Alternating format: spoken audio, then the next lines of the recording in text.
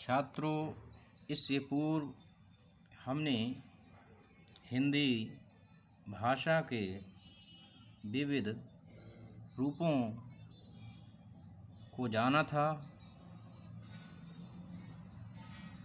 जिनका परिचय संक्षेप में दिया गया था।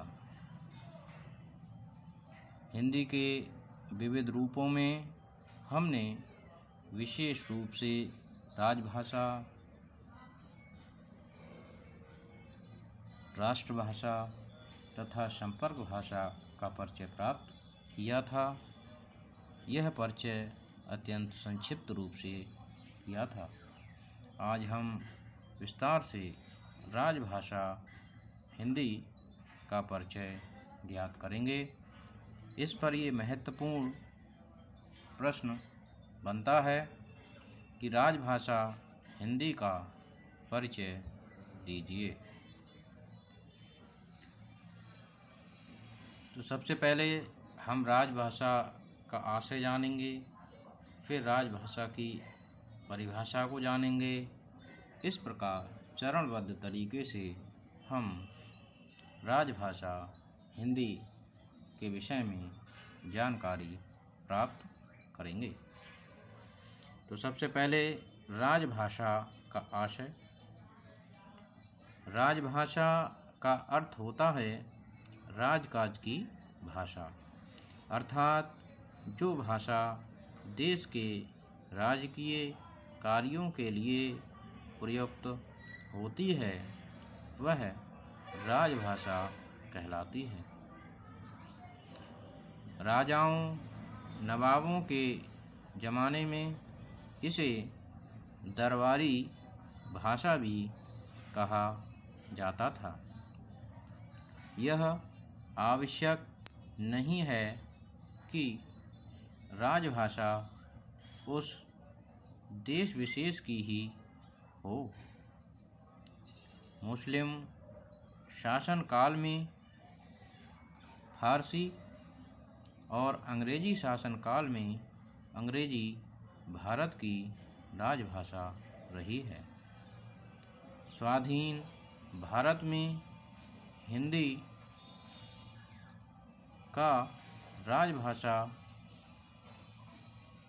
को राजभाषा के रूप में मान्यता प्रदान की गई है। अब हम राजभाषा की परिभाषा को जानेंगे। राजभाषा वह है जो संविधान द्वारा स्वीकृत सरकारी कामकाज की भाषा होती है, अर्थात देश के सरकारी कार्यों में जिस भाषा का प्रयोग होता है वह राजभाषा कहलाती है। डॉक्टर शिवराज वर्मा के अनुसार केंद्रीय तथा प्रादेशिक सरकारें पत्र व्यवहार, राजकाज तथा अन्य सार्वजनिक कार्यों के लिए जिस भाषा का प्रयोग करती हैं उसे राजभाषा कहते हैं।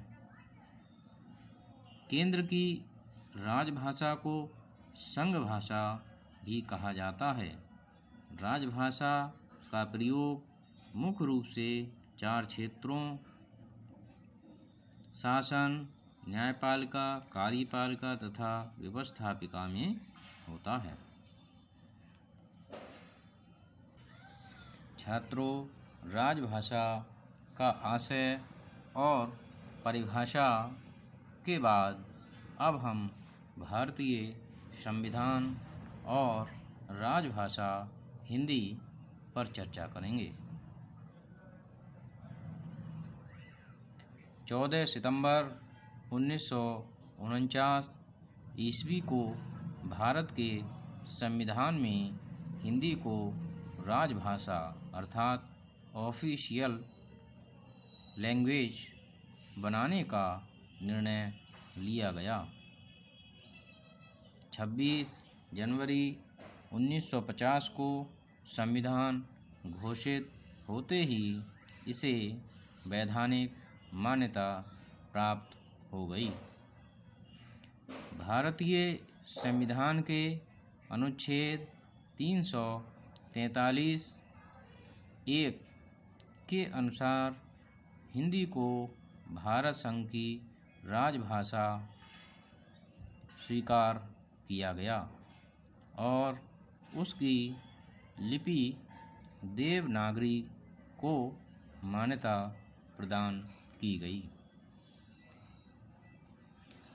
भारतीय संविधान के भाग 17 में अनुच्छेद 343 से 351 तक राजभाषा का संविधान में प्रावधान किया गया है और 8वीं अनुसूची में 22 भाषाओं को मान्यता प्रदान की गई है जो निम्नवत हैं।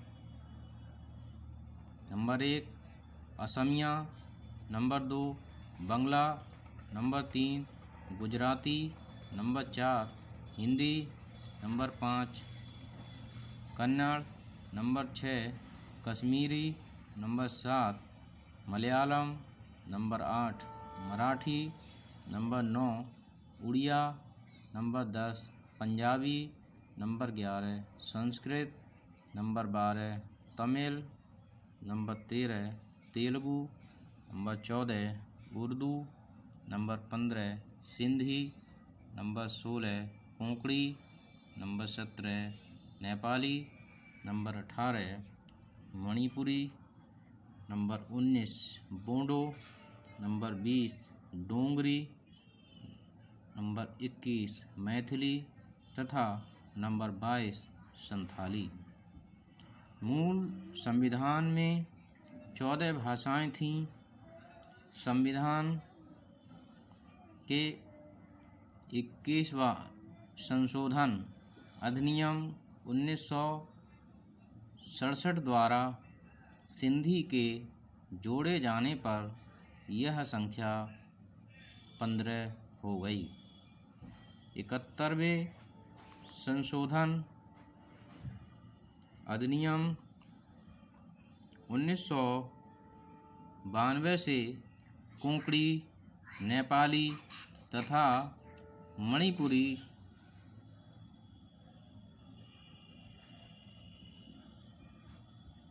को सम्मिलित कर दिए जाने पर यह संख्या 18 हो गई।